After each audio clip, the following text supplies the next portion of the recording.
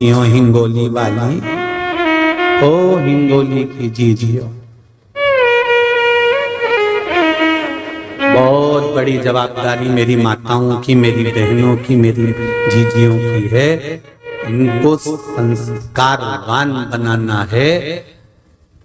तुमने कभी सुना कि किसी पिता ने अपने बेटे को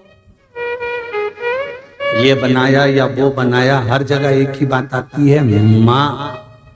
स्वामी विवेकानंद को भी पैदा कर देती है तो माँ संत तुकाराम जी को भी पैदा कर देती है। माँ नामदेव जी को भी पैदा कर देती है तो माँ मुक्ताबाई को भी पैदा कर देती है। माँ अहिल्याबाई को भी पैदा कर देती है तो माँ झांसी की रानी को भी पैदा कर देती है। माँ जितना संस्कार अपने बच्चों को दे सकती है उसके बराबर कोई नहीं दे सकता। दुनिया का कोई व्यक्ति इतना संस्कार नहीं दे सकता जितनी माँ दे सकती। इसलिए आप सब करते हैं अपने बच्चों का एक लोटा जल चढ़ाओ। स्कूल जाने से पहले बच्चों को कहो जा एक लोटा पानी ले, शंकर जी को चढ़ाता रहा। चल उठा एक लोटा पानी, शिव जी को चढ़ाता रहा। जा तो जरा छोटा सा बच्चा। आज बांबू गीला है ना, बांबू थोड़ा गीला है, नरम हो गया, झुका लोगे झुक जाएगा, डिजाइन बनाओगे बन जाएगी। पर वही बांबू जब सूख जाएगा, वो बांस जब सूख जाएगा, उसकी कोई डिजाइन नहीं बन सकती। वो आखिरी में अगर उसको नवाओगे झुकाओगे तो टूट जाएगा। उसी तरह बच्चे जब छोटे हैं उनको स्कूल जाने से पहले एक लोटा पानी पकड़ाओ और कहो शंकर जी को चढ़ा कर आ। जा शिव के मंदिर जा एक लोटा पानी चढ़ाना। मम्मी सब हंसेंगे, हंसने दे जा। आज हंसने दे दुनिया के लोगों को। अगर तुम शंकर के मंदिर जा रहे हो, राम मंदिर जा रहे हो, कृष्ण मंदिर जा रहे हो, भगवान के मंदिर जा रहे हो, सनातनी अगर आज मंदिर तक जा रहा है, दुनिया के लोग अगर तुम पर हंस रहे हैं तो हंस लेने दो। आज हंसेंगे पर कल हंसने वालों को रोना पड़ेगा और तू हंसेगा, तब तू हंसेगा।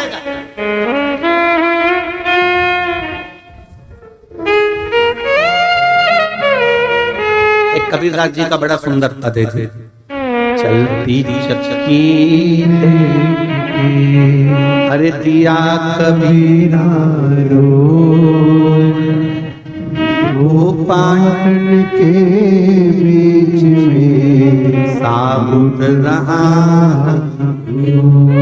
अब कबीरदास जी ने तो देखा था कि दो पाटों के बीच में कोई साबुत नहीं रहा। थोड़ी देर बाद कबीरदास जी ने फिर चक्की को अच्छे से देखा। चल फिर कबीरदास जी तो ठहाका लगा के हंसना चालू करे। फिर कबीरदास जी ने पद लिख दिया, चलती चक्की दिया कबीरा हंस, दो पाटन के बीच में दाने रह गए फंस। कबीरा अभी रो रहे थे, अब हंस रहे। मां से कोई व्यक्ति निकल कर जा रहा था, पथिक। उस पथिक ने आकर देखा तो कबीरदास जी तो हंस रहे रो रहे, हंस रहे रो रहे, हंस रहे रो रहे। तो किसी को लगा कबीरदास जी को कोई हवा लग गई तो अंदर गए, पानी छीटा कबीरदास जी पे। कबीरा कबीरा कबीरा कबीरा ने पूछा, हाँ क्यों हंस रहे हो और क्यों रो रहे हो? कबीरदास जी बोले, चलती हुई चक्की देख ली इसलिए रो रहा हूं और इसीलिए हंस रहा हूं। पथिक ने पूछा, क्या आज तक तुमने चक्की नहीं देखी थी? नहीं देखी तो थी, पर जो आज देखी वैसी कभी नहीं देखी। क्यों सोने की थी, चांदी की थी कि हीरे की थी कि पुखराज की थी? कबीरदास जी बोले, ना सोने की थी, ना चांदी की थी, ना हीरे की थी, ना पुखराज की थी, वो तो पत्थर की थी। अच्छा तो फिर चक्की में क्या देखा तुमने? कबीरदास जी बोले, चलती चक्की देख कर अरे दिया कबीरा रो, दो पाटन के बीच में साबुत। ये दो पाटे हैं, इसके बीच में जो दाने जा रहे हैं चक्की उनको पीस देती है, साथ समाप्त होते चले जा रहे हैं, इसलिए मैं रो रहा हूं। तो हंस क्यों रहा है? क्योंकि हंसने का कारण केवल इतना सा है, चलती चक्की देख कर अरे दिया कबीरा हंस, दो पाटन के बीच में दाने रहे बस। ये दो पाटों के बीच में एक कीला लगा है, उस कीले के पास में ये पाटा घूम रहा है, दाने अंदर जाते हैं, जो इधर उधर होते हैं वो पिसा जाते हैं, और जो इस कीले के पास में टिक कर खड़े रहते हैं वो दाना पिसाता ही नहीं है। तो कबीरदास जी कह रहे हैं अब मुझे समझ में आ गया, संसार के ये दो पाटों के बीच में, सुबह और शाम के बीच में, दिन और रात के बीच में, परिवार कुटुंब के बीच में ये मनुष्य 24 घंटे पिसा रहा है। केवल एक शंकर का शिवलिंग ऐसा है, भगवान की भक्ति ऐसी है, सत्संग प्रवचन केवल ऐसा है, शिव महापुराण, राम कथा, कृष्ण कथा केवल ऐसी है, जो इस कीले के पास पहुंच जाता है वो बच जाता है, बाकी के सब पिसा जाते हैं। बस वो बच गया, बाकी के सब पिसा जाते।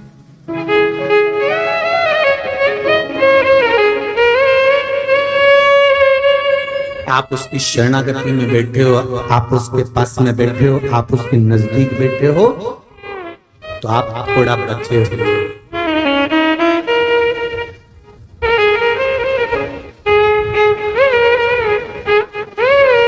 कथा सुनने से क्या होता महाराज? हम कहते कुछ नहीं होता, पर 3 घंटे किसी की निंदा सुनने को तो नहीं मिलती है। 3 घंटे किसी को अपशब्द कहने की तो 3 घंटे काय को कहेंगे? आज तो कार्यकर्ता बता रहे थे कि सुबह 7 बजे पूरे पंडाल फुल हो चुके थे। सुबह 7 बजे सारे पंडाल फुल थे।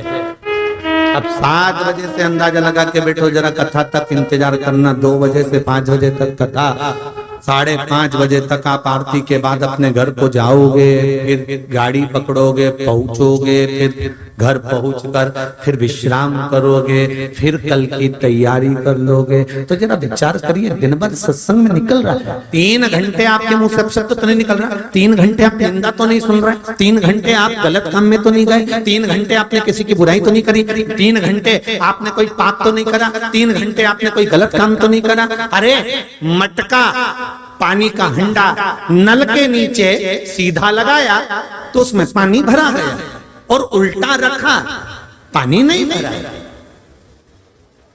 तो उल्टा रखने से मतलब क्या है? शिव पुराण कह रही है भले पानी नहीं भराया, पर नल के नीचे जब तक रखा है तब तक मटका ठंडा तो है। भले उसमें नहीं भराया, भले 3 घंटे कथा सुनी, तुमको अच्छी लगी नहीं लगी, तुमने उतारी नहीं उतारी, तुमने अंदर भरी नहीं भरी, तुम फिर भी किसी के कहने पर, निमंत्रण पर, मुंह दिखाने ही पहुंच गए, पर 3 घंटा बैठे तो हो, कम से कम मटका ठंडा तो है। अगर शीतल ही रह गया तो ही बहुत है। करना क्या, उतनी ठंडाई भी बहुत है। मन शीतल तो है, मन में शांति तो है, मन में प्रेम तो है, मन में स्नेह तो है, उतना भी बहुत है। अभी 3 घंटे घर पे रहते तो क्या करते? पूरन पोली बना के खा के, बर्तन पटक के, छोरा छोरी को दादी के कमरे में भेज के, थोड़ी देर व्हाट्सएप चला के, और फिर धीरे से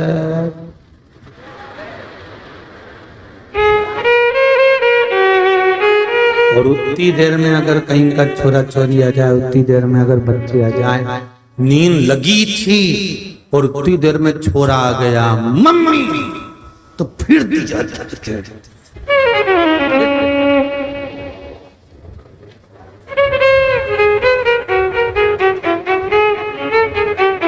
से कहा था ना कि दादी के पास जाके बैठ जा,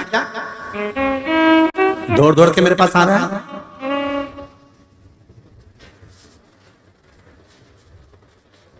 दादी तो कथा सुनने में लगी है टीवी पे। मम्मी मेरे को थोड़ी देर सो जाने दे, देख मैं समझा रही हूँ तेरे को अच्छे से। दादी के पास मैं नहीं जाऊंगा, दादी ने भगा दिया मेरे को, मैं नहीं जाऊंगा। जा रहा है कि नहीं जा रहा है? नहीं जाता। अब माँ की आंखों में नींद, इधर छोरा कहीं कुछ करे कहीं कुछ करे। अब तो जगदम्बा चंद्र घंटा हो गई। फिर तो उठ के बैठी, भगोने जैसा मुंह हुआ, सीधे रसोई घर में चाय बनाई, 4 बार बर्तन को तेज तेज पटका।